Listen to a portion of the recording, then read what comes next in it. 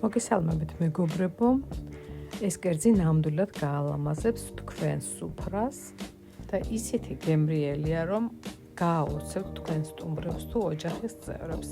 მაშასე, ერთად მოვამზადოთ კარგად გარეცხილ ფილეს და ავყაროთ მარილი პილპილი, პაპრიკა, დაღერღილი წითელი წიწაკა, ქათმის სუნელი, 2 სუფრის კოვზი, ცხიმიანი არაჟანი და კარგად შევაზილოთ ერთმანეთს. შევინახოთ მაცივარში 2 საათით. დაგვჭირდება ყველი ჩედარი, რომელიც უნდა დავჭრათ პატარა ნაწილებად. შეგიძლიათ გამოიყენოთ გაუდა ან ედამი. გამოვიღოთ ჩვენი დამარინადებული ქათმის ფილე და დავჭრათ ესეთ პატარა ნაწილებად. და თითოეული შუაგულში გავჭრათ დანით. გავაკეთოთ ღრმული.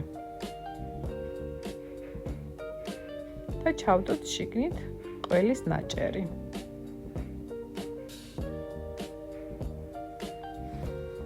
ასე გავიმეოროთ ყველა ქათმის ფილის ნაჭერი და ამოვასოთ ყველა ყველით.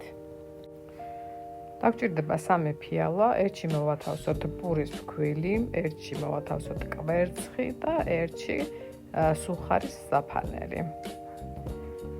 მარილთან ერთად გავთქვიფოთ კვერცხი და მოვამზადოთ შესაბრაწად ჩვენი ფილე. ჯერ ფქვილში ამოვავლოთ, შემდეგ კვერცხში და ბოლოს სუხარში.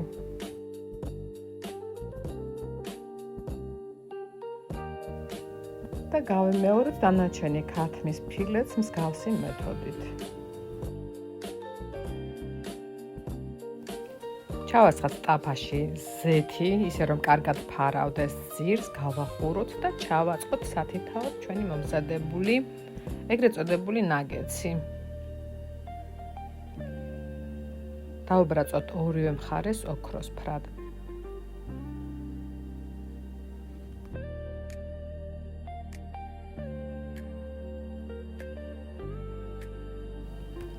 ესე კარგად ოქროსფრად დაიბრაცა და ახლა დავასერვიროთ. თევზზე მოვათავსოთ პესტოს соуსი და ზემოდან დავაწყოთ სათითაოდ ნაგეტსი.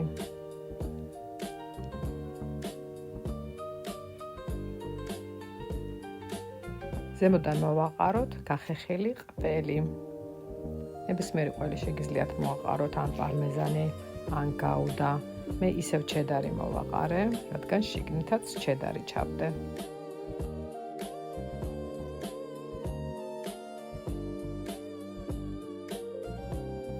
გონია რომ ძალიან ლამაზი გამოვიდა და ვერც კი წარმოიდგენთ რა გემრიელია. აუცილებლად მოამზადეთ და გამიზიარეთ თუ როგორ მოგეწონათ. აუცილებლად გამოიწერეთ ჩემებური სამზარეულო და მიკომენტარეთ ველი თქვენს გამოხმაურებას. ნახვამდის.